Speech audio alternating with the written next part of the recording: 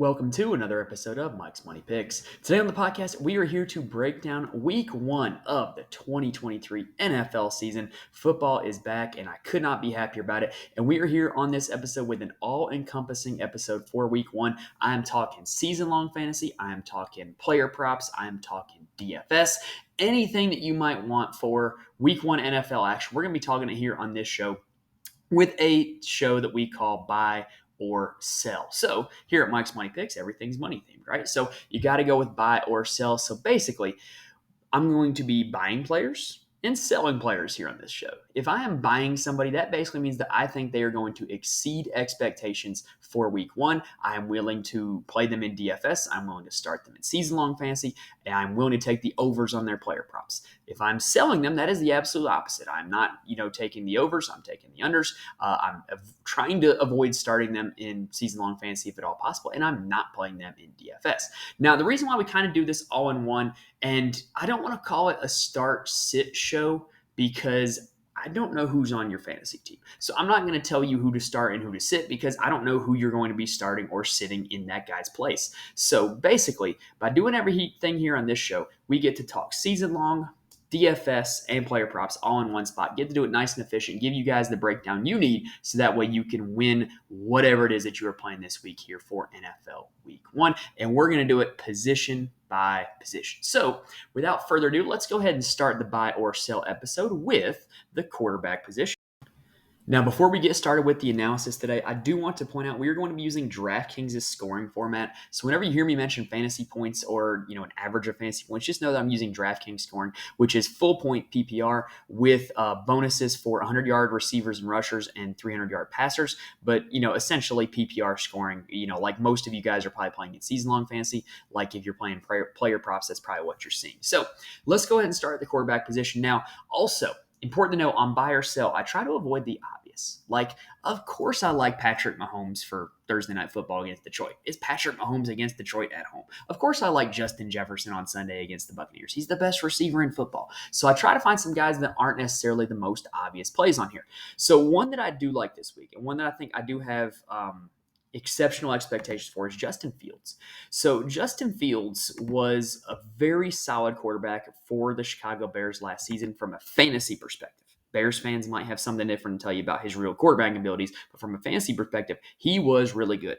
Basically, after the Bears played the Commanders in week 6, they really retooled this offense to use Justin Fields as a runner more to take advantage of his best skill set, and it really resulted in good fantasy performance for him. I think that this is going to give Justin Fields an advantage this week here against the Green Bay Packers. I think that they've now had a full offseason to kind of take a look at what worked and didn't work from 2022 to kind of continue to refine this system around Justin Fields' unique skill set with his running ability. And I think that the Chicago offense is going to be bringing some new things to the table this week against the Packers.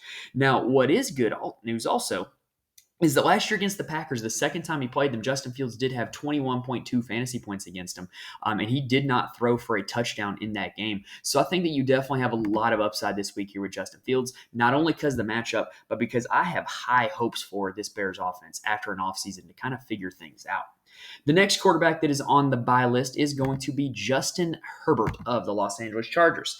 If you've listened to any of my preseason talk, you know how much I love Herbert going into this season. He's got new offensive coordinator in Kellen Moore, which I think is going to be big. Cowboys fans always complain that Kellen Moore wanted to throw the ball too much, and if you're drafting a quarterback in fantasy football, you'll want him to throw the ball too much. So I just think it's a good match made in heaven.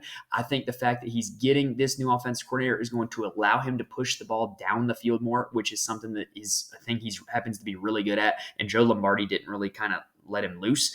And he's also got his receiving core fully healthy now at the start of the 2023 season. Last year, you had Keenan Allen and Mike Williams coming in and out of the lineup quite frequently. Well, they're all back now, and there's just there's no excuses for Justin Herbert. Like, I just absolutely see him having a great season, and I really like him this week against a Miami secondary that's already banged up with Jalen Ramsey being injured.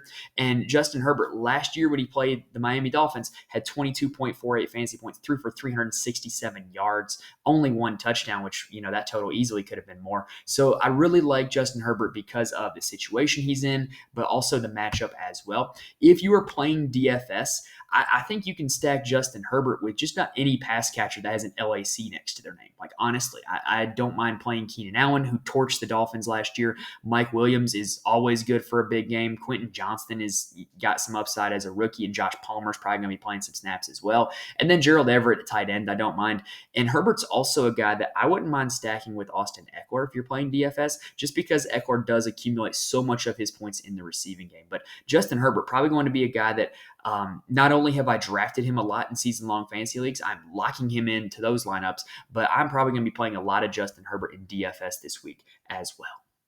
The next quarterback that is on the buy list is going to be Russell Wilson of the Denver Broncos. And a big reason why is because I think the Broncos are finally going to let Russ cook. Last year, Russell Wilson really ended the season strong. His last 4 games, he had over 24 fantasy points in 3 of those 4 games. And that's just really good positive vibes heading into this season.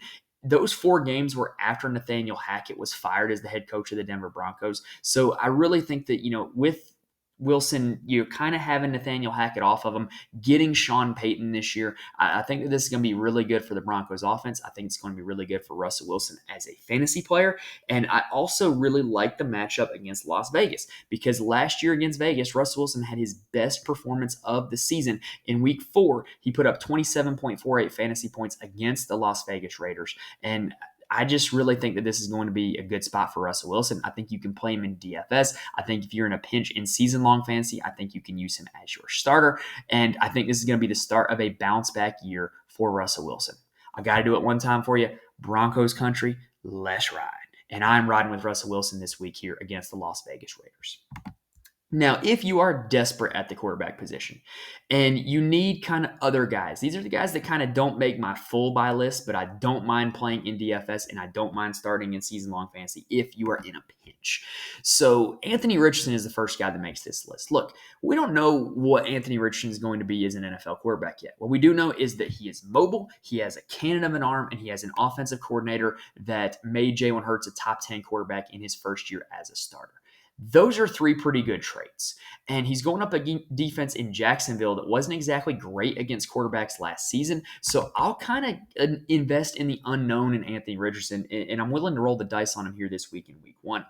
Derek Carr is another guy that I like this week. The Tennessee Titans were particularly vulnerable to deep passes last season, and that's something that Derek Carr particularly excels at. He had a lot of deep attempts last year in Las Vegas, and if the Saints offense is structured in the same way that the Vegas offense was, Carr's going to be able to throw it deep, and I expect him to have success against this Tennessee secondary. The last guy that I like, and look, if you're playing season long, I do not recommend this guy in season long because surely you have better options. But I'm willing to take a shot in DFS and in the player props market at Baker Mayfield for the Tampa Bay Buccaneers.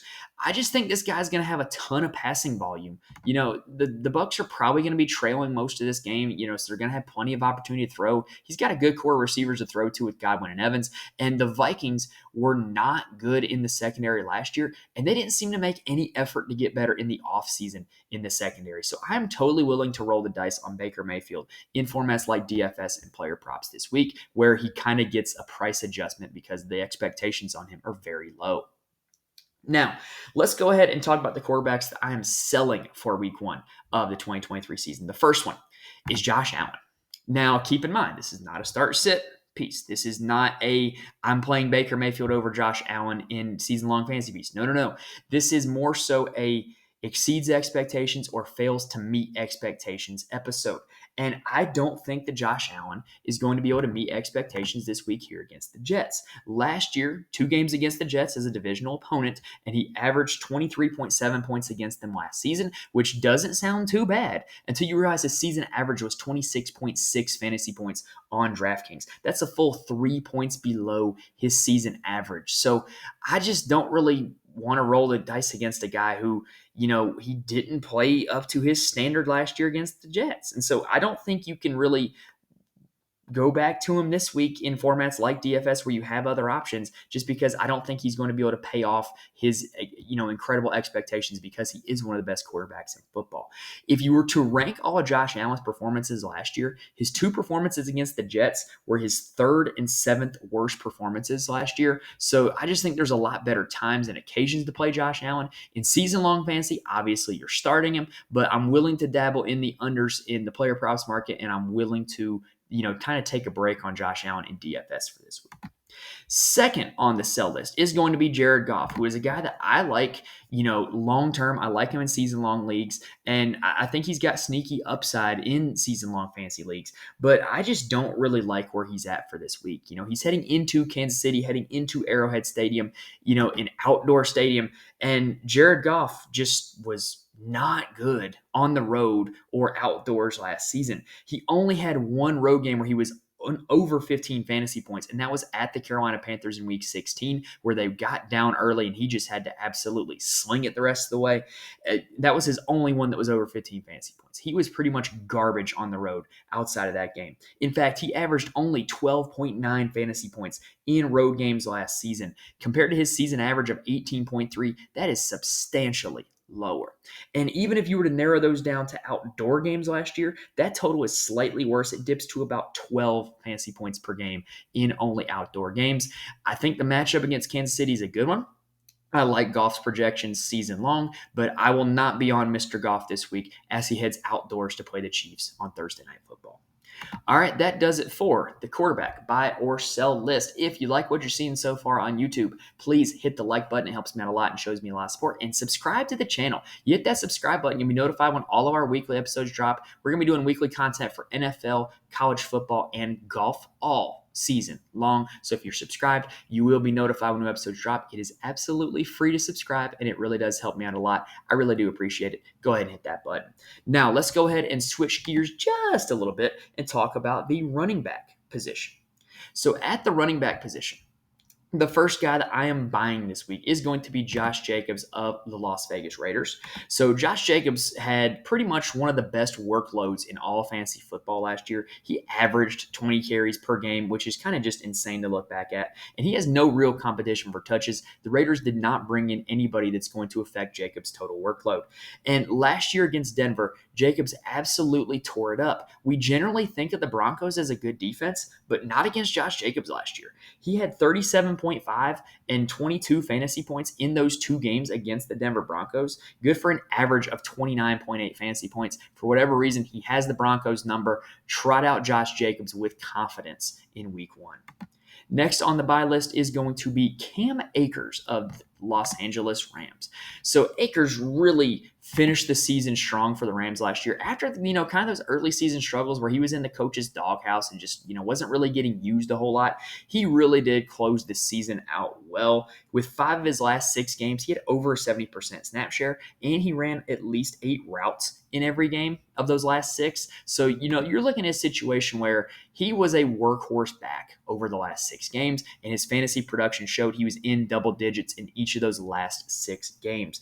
He actually ended the season last year against these same Seattle Seahawks with 18.8 fantasy points, and he did not score a touchdown in that game. So I think Cam Akers has a lot of upside. I think the way to attack this Seattle defense is by running the football. I think they've done a really good job, creating a good secondary in Seattle, but that run defense is still pretty suspect. So I definitely think Cam Akers could be in line for a big game in week 1 if he continues to be the workhorse back that we saw at the tail end of last season. Next up is going to be Miles Sanders of the Carolina Panthers, who is taking on the Atlanta Falcons. So from a pure scheme standpoint, Miles Sanders in Philly was a great zone runner on inside and outside zone run plays. Now, Philly also has a really good offensive line. There's also Jalen Hurts to defend, in the read option and the RPO game. But Miles Sanders is just flat out good at running inside and outside zone. And the Atlanta Falcons are flat out bad at defending inside and outside zone. They allowed the second highest success rate against zone runs in the 2022 season. That's pretty darn bad. Last year, the Carolina Panthers, with another zone-heavy running scheme, absolutely tore up the Atlanta Falcons on the ground. Deontay Foreman totaled 248 yards, 4 touchdowns and 56.8 fantasy points in 2 games against the Falcons last season. So D'Onta Foreman averaged 28.4 fantasy points against the Falcons without catching a pass against them. That's pretty insane. So if Miles Sanders can just show up and be D'Onta Foreman in this game, then Miles Sanders is in line for a huge day against this Falcons run defense.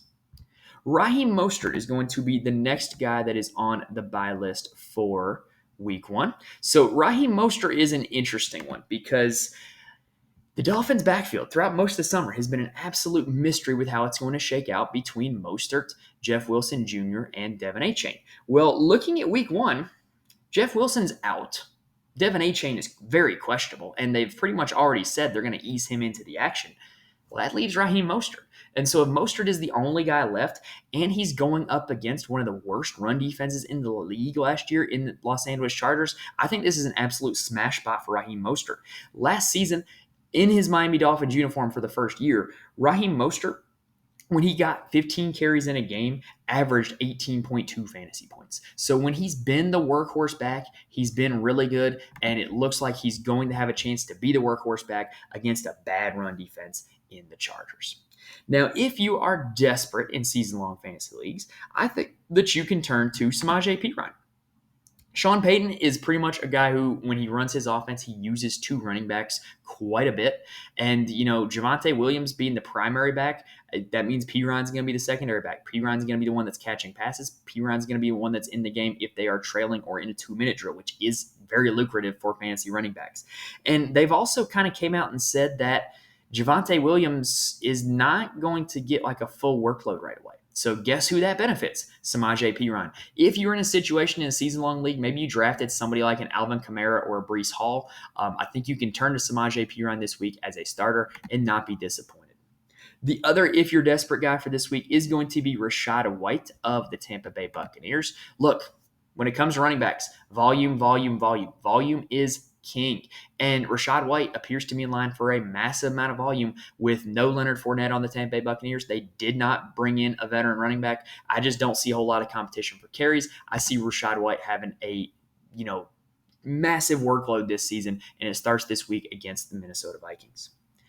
Now, let's go ahead and transition over to the sell list at the running back position. So the first running back that I am selling in the 2023 season is Najee Harris. So Najee Harris is a guy that I don't mind season long, honestly, but he just was not very efficient last season. He only averaged more than 4 yards a carry in 5 games last season. That's just straight up not good.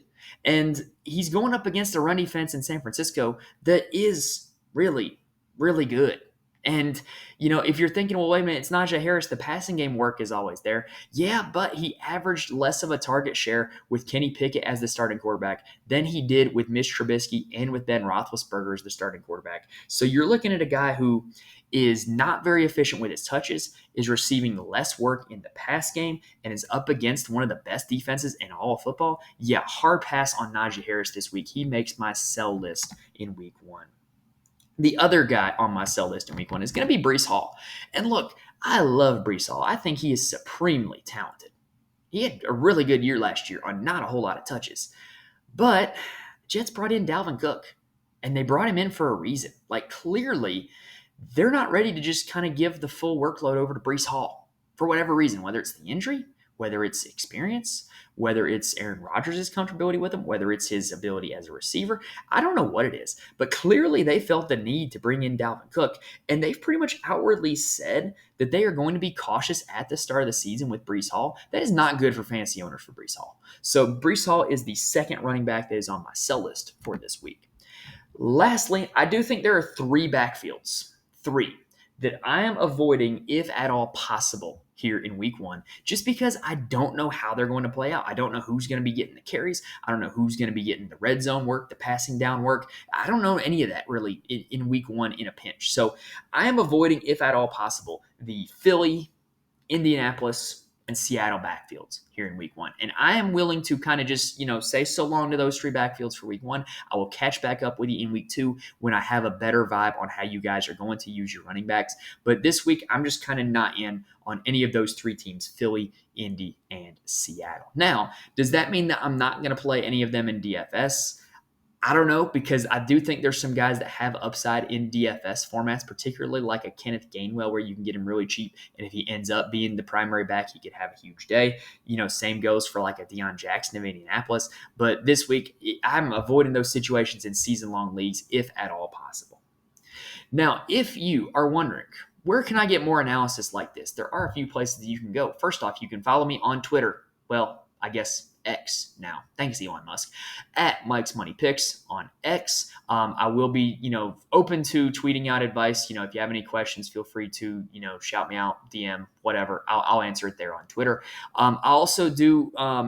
I'm a member of the Fantasy Corner Discord. I'm one of the people who kind of, helps facilitate that. I'm not the founder. There's a lot of smart people in there who play a lot of DFS.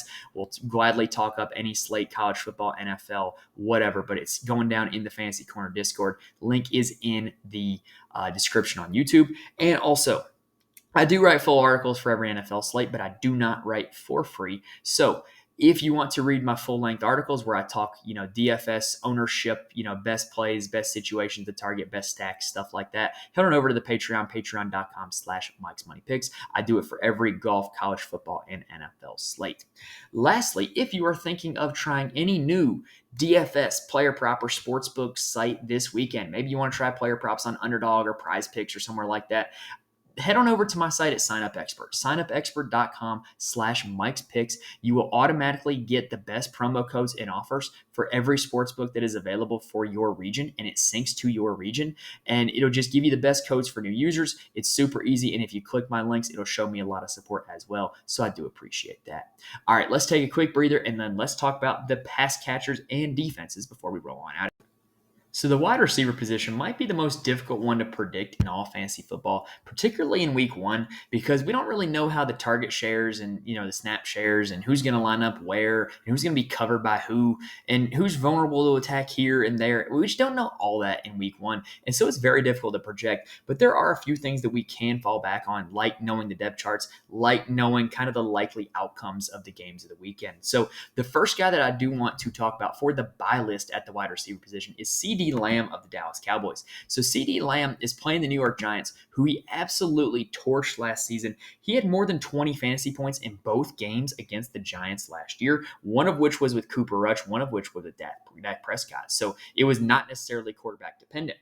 In fact, he did really well in these games, like independent of quarterback play and really independent of like touchdowns or any other fluky outcomes. He had 6 catches in both games. He had at least 90 yards in both games against the Giants, and he only scored 1 combined touchdown in those 2 games. So CeeDee Lamb, big days against the Giants last year, opportunity for another big day here in this one, especially if he's able to find the end zone like he did not do against them last year. I'm also buying this week both Mike Evans and Chris Godwin of the Tampa Bay Buccaneers. So this one's an interesting case of kind of like what I said with Rachaad White, volume, and the situation they're in, right? Like these guys, they play for a team that is sure to be trailing in this game. They are sure to be throwing the ball quite a lot. And they're really the only 2 pass catchers that are going to be getting a lot of targets for the Tampa Bay Buccaneers. There's not a solid third wide receiver. There's not a great tight end. Maybe there's some dump off to Rachaad White in there, but these are really the main 2 wide receivers that are going to be thrown to. And they're also going up against a bad pass defense. Like they check a lot of boxes this week, do Chris Godwin and Mike Evans. And so I'm absolutely willing to start them in season-long fantasy. I'm absolutely willing to give them a roll of the dice in daily fantasy as well. Next up on the buy list is going to be Courtland Sutton of the Denver Broncos. So this is kind of a 2-parter because first, I really am anticipating that Jerry Jeudy is going to miss this game. And I think that makes a huge factor in the Denver Broncos receiving corps because Courtland Sutton, pretty much to this point in his career, has not been a very productive player when Jerry Jeudy was active.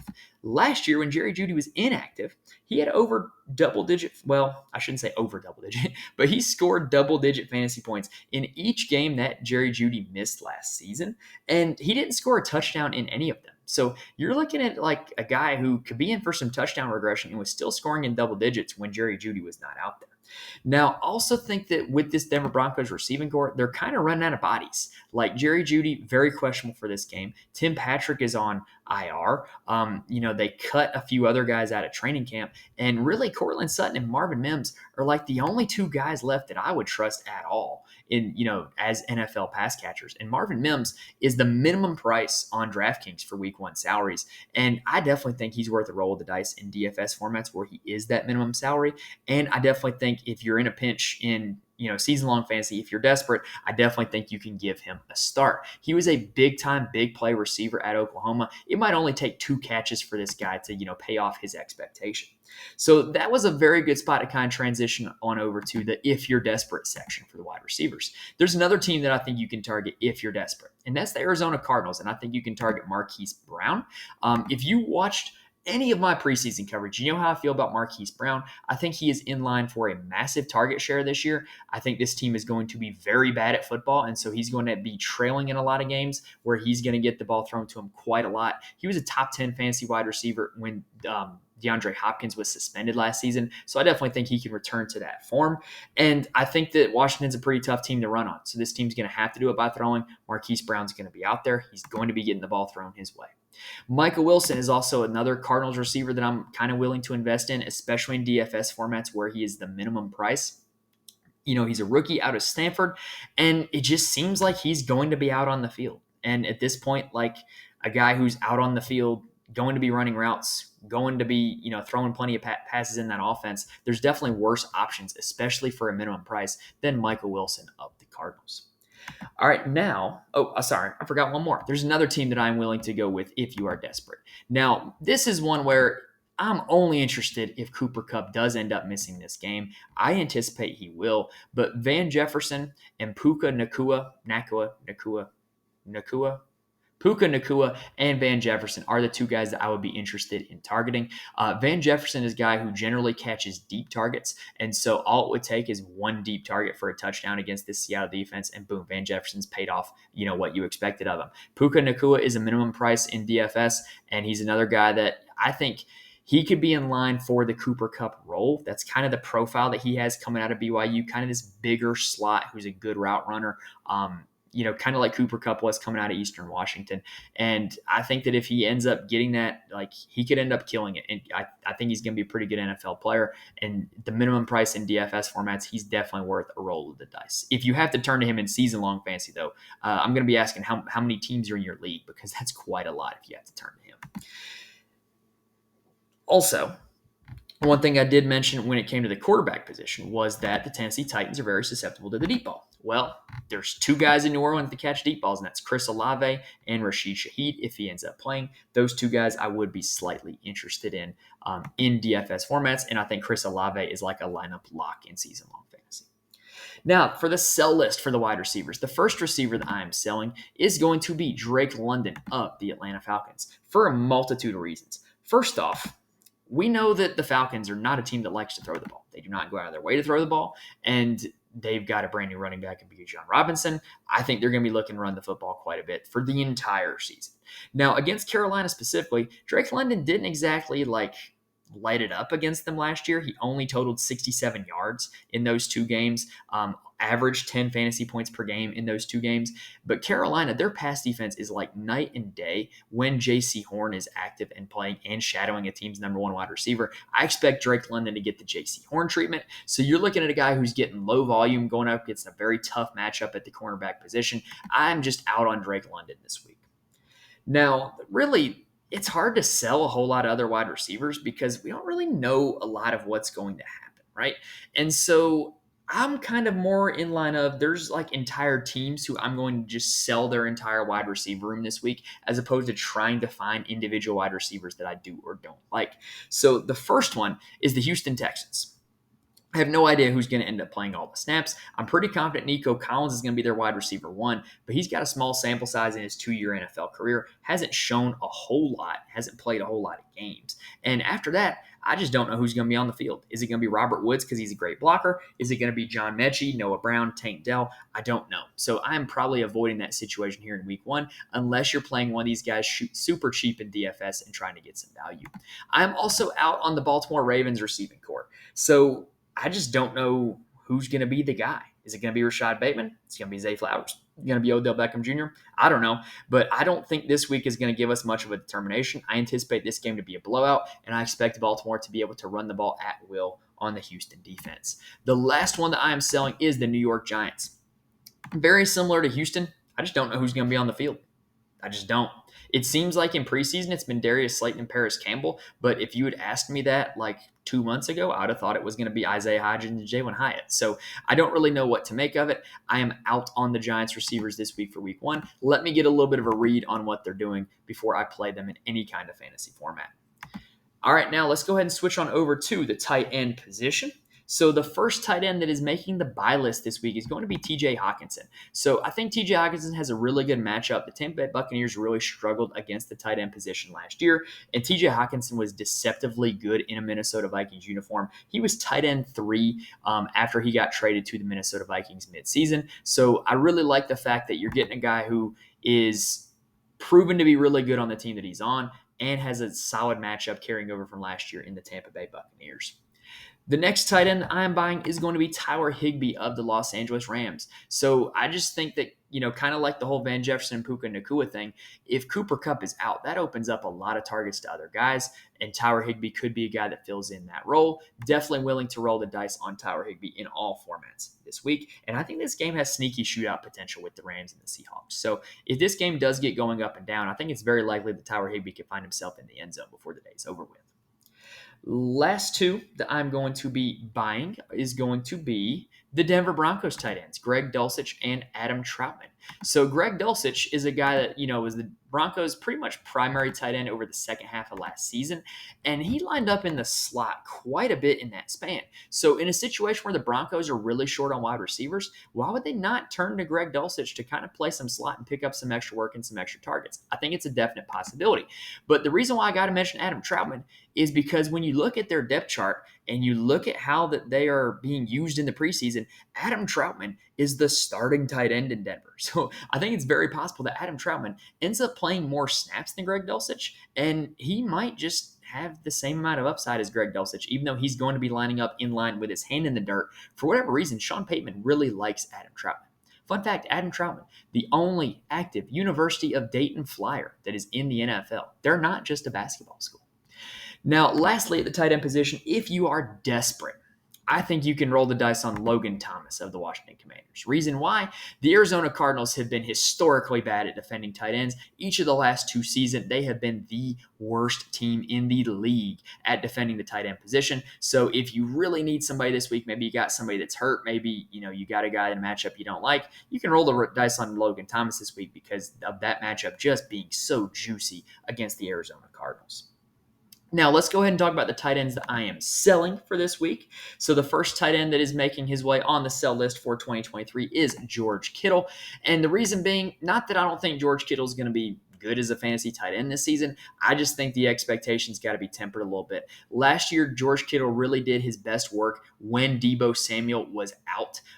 From the period of week 15 through week 17, he really did a lot of his damage then. He averaged 22 fantasy points per game in that span, which going against his season average of 13 fantasy points is a big outlier. And look, the 49ers are all healthy. They got back Deebo. They got back Ayuk. I just don't see George Kittle getting all the workload that he needs to get to have a big day as a tight end in this San Francisco 49ers offense in 2023. Look, it's really hard to find other tight ends to sell. So I got to be honest, the only other situation that I'm actively avoiding at the tight end position is Arizona with Zach Ertz and Trey McBride. We don't know the availability of Zach Ertz, but if he's active, I am not touching either of these guys because A, I don't know if Ertz is 100%. B, I don't know how much he's going to play over McBride. And I don't think you can play McBride because I don't know if he's going to play over Ertz. So I just think the entire thing is a mess, and I am good with avoiding it week 1, seeing how it plays out, and then going to week 2.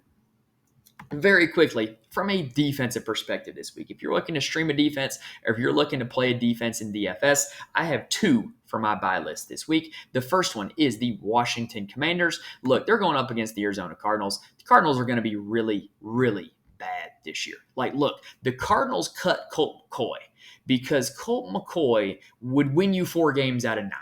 Right? If Kyler Murray sits out the first 9 games, Colt McCoy is going to have you at 4-5 or 5-4. That's just what Colt McCoy does. So they got rid of Colt McCoy. So that way, instead of going 4-5, they can go 0-9 in these first 9 games. They want to be bad at football this year because they want Caleb Williams. And look, I get it. So let's take advantage of that in fantasy. Let's play the defense that's going up against him, who also is quite a good defense in their own right. So Washington Commanders, definitely one of my favorite defenses in DFS this week. If I'm streaming a defense in season-long fantasy football, it's probably going to be those same Commanders. Now, another defense that I think is sneaky good this week is the Cincinnati Bengals going up against the Cleveland Browns. Look, I'm willing to roll the dice on this one. I think in DFS, they're going to be pretty lowly owned, but Deshaun Watson didn't really show me a whole lot last year. And so the Bengals defense, when they played the Browns last season, scored 8 fantasy points. I think they can definitely do that again going up against Deshaun and having a lot of time to prepare for him. So I think that's another one that I'm willing to roll the dice on this week. The one defense that I'm going to sell this week, and this might come as a kind of surprising one, I got to find them here on DraftKings, is going to be the Jacksonville Jaguars. Yes, they're going up against the Colts. Do I expect the Colts to have some gangbusters offense this year? No, I do not. But let's think for a second about how the Colts play. The Colts have a mobile quarterback now, a very mobile quarterback in Anthony Richardson. So they are going to be running the football. They're going to be using the QB as a runner. They're going to be taking time off the clock. They're going to be playing at a slow tempo. They're not going to be in a rush to occupy their offense. And they're going to have a very low passing volume. Also, because Anthony Richardson is so mobile, he was very difficult to sack last year at Florida. It's a very good possibility he could be difficult to sack here in the NFL. And so you're looking at a situation where, yeah, the Jaguars might get you 4 to 6 points against the Colts, but I don't see a whole lot of opportunity for them to rack up big points because they're not going to be seeing a huge passing volume. They're not going to be getting sacks. They're probably not going to be getting a whole lot of interceptions or fumbles. So I just don't think there's a whole lot of upside with the Jaguars this week going up against Anthony Richardson and the Indianapolis Colts. All right, that does it for the buy or sell episode for week 1. If you like what you saw, please hit the subscribe button. You'll be notified when new episodes drop, and you will be able to get those notifications for weekly golf, college football, and NFL content coming your way here on Mike's Money Picks. Remember, if you want more of me, you can find me on X at Mike's Money Picks. You can find the Fantasy Corner Discord. Link is in the description, and the full-blown articles on the Patreon, patreon.com/Mike's Money Picks. If you're trying anything new this week for week 1 of the NFL season, use my site as Sign Up Expert. Sign Up Genius is totally different. Signupexpert.com/Mike's Picks. You'll get all the best offers and promo codes for every sportsbook, DFS, player prop site that is available in your area. And it's pretty much just getting free money because you're going to get the best offers and promo codes. So take advantage of that if you're trying anything new for the NFL here in this 2023 season. All right, that is a wrap on buy or sell. Best of luck to everybody in your season-long DFS and player props this week. Hopefully I was able to give you guys some good information that is going to help you win. Thank you guys for watching or listening, and I will see you next time.